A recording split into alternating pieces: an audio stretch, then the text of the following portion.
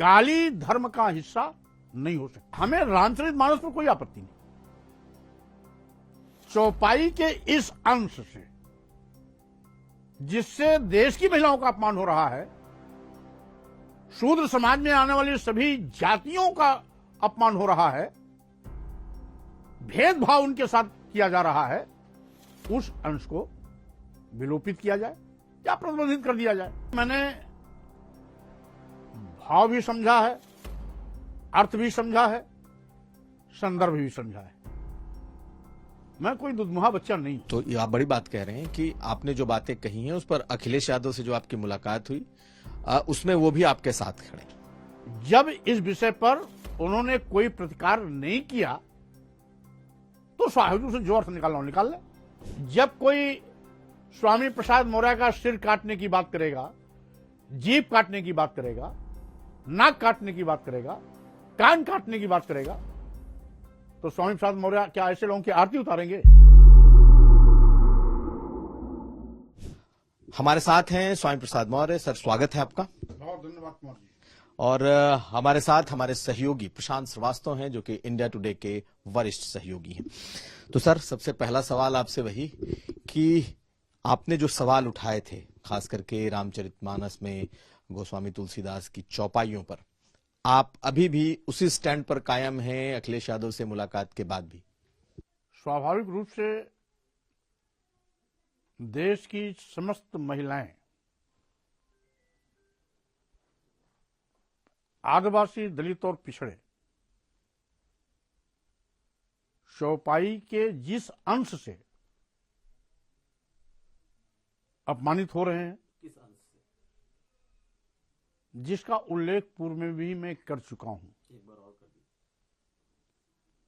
जे वड़ाधम तेली कुम्हारा सुपच किरात कोल कलवरा, जाति सूचक शब्दों का प्रयोग करते हुए जिन जातियों को उल्लिखित किया गया वो नीच कहा गया। वहीं पर दूसरी ओर ढोल गंवार सूद पशु नारी सकल ताड़ना के अधिकारी, यानी समस्त शूद्र, यानी जिसमें सभी आदिवासी, दलित, पिछड़े आते हैं, समस्त महिलाएं किसी भी वर्ण, वर्ग और समाज की हों, सब इंक्लूड है। यह मार खाने और पिटाई के पात्र हैं। पूज, और इसी के अलावा दूसरा और एक अंश है, पूजे ही विप्र सकल गुण ही ना, पूजे ही न शूद्र गुण ज्ञान न प्रवीणा, यानी धर्म मानव कल्याण के लिए होता है और मानवता के सशक्तिकरण के लिए होता है। किसी भी धर्म को, किसी भी वर्ण, किसी भी वर्ग, किसी भी जाति और किसी भी समाज को अपमानित करने का हक नहीं है। गाली धर्म का हिस्सा नहीं हो सकती। धर्म अपने ही अनुयायियों में भेदभाव नहीं करता है। इत्तेफाक से जिनका भी मैंने उल्लेख किया वो सब हिंदू धर्म के ही मानने वाले लोग हैं।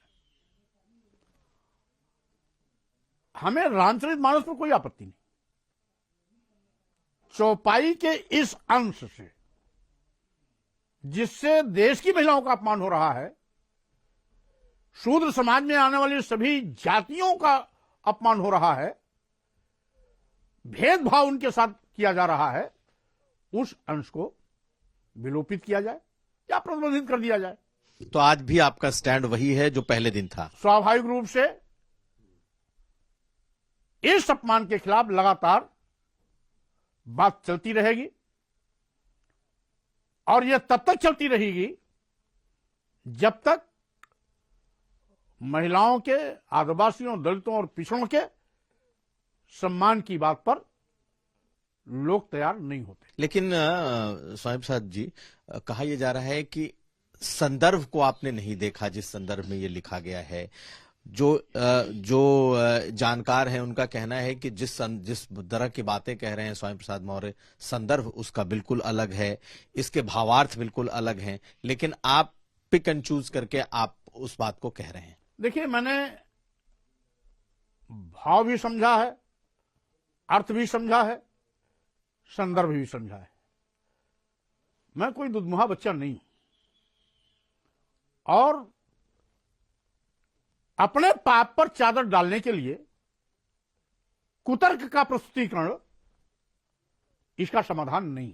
एक और सवाल, इस बारे में बहुत हंगामा मचा, खूब, आपकी पार्टी से लेकर बीजेपी और तमाम तरह के आगे ट्वीट्स पर भी आएंगे, आपने भी क्या लिखा, आपके बारे में क्या कहा गया।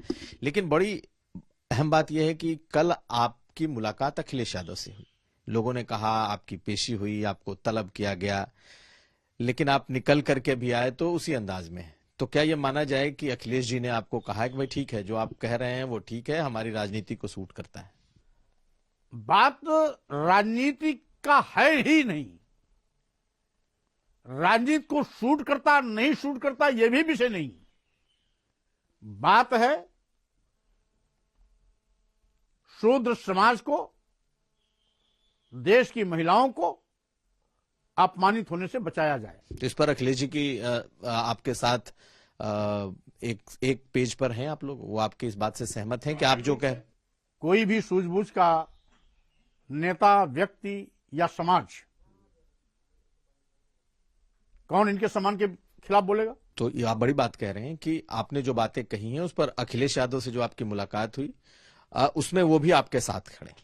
जब इस विषय पर उन्होंने कोई प्रतिकार नहीं किया तो साहिब से जो अर्थ निकालना निकाल ले। बैठक किसी नए विषय पर हुई जिसका मैंने कल ही उल्लेख कर दिया कि भारतीय जनता पार्टी की सरकार ने इस देश के अनुसूचित जाति, अनुसूचित जनजाति और पिछड़े वर्गों को वोट लेने के लिए तो हिंदू बना दिया, लेकिन जब उनके अधिकार की बात आती है तो बेगाने हो जाते हैं। एक एक करके देश के दलितों, पिछड़ों का आरक्षण भाजपा ने खत्म कर दिया। अब हम उनको आरक्षण का अधिकार दिलाने के लिए, जाति आधारित जनगणना कराने के लिए रणनीति बना करके जनता के बीच में जाएंगे, मैदान में उतरेंगे और भारतीय जनता पार्टी का ये जो दोहरा चरित्र है जनता के बीच में उजागर करेंगे। बिल्कुल। उनकी मौन सहमति है इस पर? मौन सहमति या फिर उन्होंने, आपने बात की होगी ना, क्या इस मुद्दे पर बात हुई इनसे? आप उसकी चिंता मत करिए। और शायद आपने कल राष्ट्रीय अध्यक्ष जी के बयान को नहीं सुना। उन्होंने अपना नजरिया स्पष्ट कर दिया है।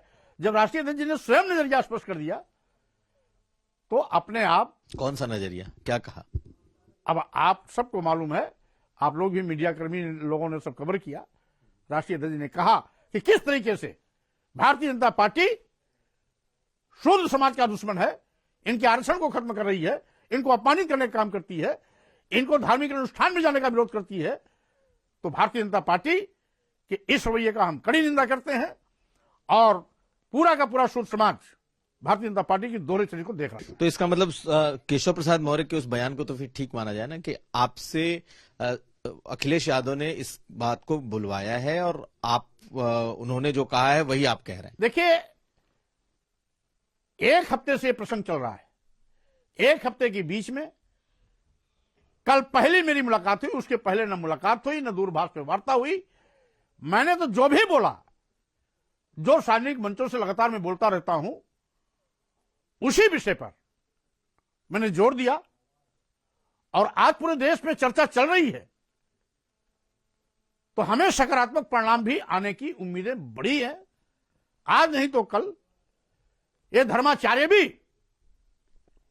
अपने ही हिंदू धर्म के मानने वाले दलितों, आदिवासियों, पिछड़ों और महिलाओं को सम्मान दिलाने के लिए हमारे साथ खड़े होंगे। अच्छा स्वामी प्रसाद जी, ये बताइए, आपके देश में चर्चा चल रही, देश में चर्चा तो बेरोजगारी पर, महंगाई पर, महंगी शिक्षा पर, इस पर भी चल रही है। अखिलेश जी भी इस पर अक्सर प्रेस कॉन्फ्रेंस में सरकार पे हमला बोलते हैं, हिसाब से महंगाई बढ़ रही है। ये मुद्दा अचानक से आप ले आए, इसको अभी लाने का क्या औचित्य है? क्या जो बिहार में जिस तरीके से बयान आया वहां के मंत्री का, उसके बाद आपसे यहाँ पर जैसे कि बात से लग रहा है कि उनकी मौन सहमति, तो ये क्या मतलब, पूरा अगर आप समझाएं। कयासबाजी कोई किसी तरफ भी लगा सकता है। मैंने शुरुआती दौर में ही अपना बयान देते वक्त कहा था, यह बयान स्वामी प्रसाद मौर्य का है। यह सामाजिक सरोकार से जुड़ा है। राजनीतिक मुद्दे राजनीति में आजमाए जाते हैं। तो वो सरोकार अभी क्यों ध्यान आया? आप लीडर ऑपोजिशन, इसलिए कि अभी कोई चुनाव नहीं है। इसलिए कि अभी कोई चुनाव नहीं है। अभी चुनावी माहौल में अगर हम ये कहते तो लोग इसका अर्थ निकालते कि पोलराइजेशन के लिए कर रहे हैं। इस समय कोई चुनाव नहीं है। इस समय चूंकि इत्तेफाक है कि सारे इलेक्ट्रॉनिक मीडिया और प्रिंट मीडिया के लोग इस विषय पे हमसे सवाल किए, इसलिए उस परिवेश में हमने उसका उत्तर दिया। नहीं, लेकिन इसको यह क्यों नहीं माना जाए कि हिंदू मुस्लिम के काट के तौर पर आप दलित और पिछड़ा कॉम्बिनेशन देख रहे हैं? ये माना जाए? आप मुख्य मुद्दे को क्यों हटाना चाहते हैं? आप महिलाओं के सम्मान के दुश्मन हैं। इस देश के आदिवासियों, दलितों, पिछड़ों के सम्मान के दुश्मन हैं। जो मुख्य मुद्दा है उसको गौर क्यों करना चाहते हैं? आप उसको घुमा करके राजनीति से क्यों जोड़ना चाहते हैं? ये राजनीतिक मुद्दा नहीं है। लेकिन जब राजनीति की बात होगी, जब आप शूद्र और पिछड़ों की बात कह रहे हैं, तो बीजेपी ने तो फिर प्रधानमंत्री ही शूद्र दे रखा है। अगर आप उस शूद्र के अंदर में पिछड़े, दलित सब आते हैं, तो बीजेपी ने तो नरेंद्र मोदी को प्रधानमंत्री बनाया है। ओबीसी से आते हैं, फिर उन्हें भी शूद्र बनाया। लेकिन वो अपनी कुर्सी के लिए रोना रोए हैं। जब एक बार किसी ने कहावत कह दी थी, कहां राजा भोज कहां गंगू तेली, तो प्रधानमंत्री जी को बहुत बुरा लगा था। लेकिन सही मायने में वो छलावा दिखावा था। अगर माननीय प्रधानमंत्री जी अपने को सही माने पिछड़े मानते तो लिटरल एंट्री के नाम पर 340 जो आईएएस बनाए गए, उसमें पिछड़े और दलित के चेहरे दिखाई पड़ते। उसमें एक भी पिछड़ा और दलित का चेहरा नहीं है। इसका मतलब है पिछड़ा का चेहरा दिखावटी है, अंदर कुछ और है। नहीं तो लोग आपके पार्टी में जो लोग आपका विरोध कर रहे हैं उनको क्या कहेंगे भाई? जो नाम मैंने आपको गिनाए, चाहे पवन पांडे हो, चाहे ऐसे लोगों को सबक जब कभी मौका आएगा, यही महिलाएं, दलित, आदिवासी, पिछड़े मिलकर के इनको सबक सिखाएंगे जो इनके सम्मान के खिलाफ खड़े हैं। आप भी इनको सबक सिखाएंगे अपने पार्टी के लोगों को? नहीं, हम तो राष्ट्रीय अध्यक्ष नहीं, इसलिए हम तो जैसे हमारे वो दूसरे साथी हैं वैसे मैं भी हूं। मैं तो सामान्य सदस्य हूं। नहीं, जब आपने इस बात को शुरू किया था तब बहुत तेज ये बात निकली थी, क्योंकि इन लोगों ने उसी वक्त से विरोध किया था जो नाम मैंने आपको बताए। बाकायदा राष्ट्रीय अध्यक्ष को कहा भी था और ये भी कहा था कि बहुत नाराज हैं अखिलेश जी आपके इस बात से। तो नाराज थे कि नहीं? अब राष्ट्रीय अध्यक्ष जी के बयान के आने के बाद इस प्रकार की अनर्गल प्रलाप करने वाले के गाल पे चाट अपने आप लग गया। अच्छा, ये बताइए मौर्य जी, आपको कहीं ना कहीं आगे करके नॉन यादव ओबीसी को समाजवादी पार्टी चाहती है कि जो वर्ग का वोट उनको इस बार चुनाव में नहीं मिल पाए, जो कि उम्मीद थी, वो अब किसी तरह समाजवादी पार्टी से की तरफ आए? पहली बात ये कि जब मैं कह दिया हूं कि ये मेरा निजी बयान है, तो समाजवादी पार्टी बार बार क्यों ले जाते हैं आप? राजनीति किसमें मुद्दा क्यों उछेड़ देते हैं? नहीं, समाजवादी पार्टी के रूप से सामाजिक सरोकार से जुड़ा, महिलाओं के सम्मान से जुड़ा, आदिवासियों, दलितों के, पिछड़ों के सम्मान से जुड़ा, शूद्र समाज को अपमानित न किए जाने के लिए मैंने आवाज उठाई है। इसमें कोई अगर अपना विरोध मानता है तो उसकी सोच की बलिहारी है।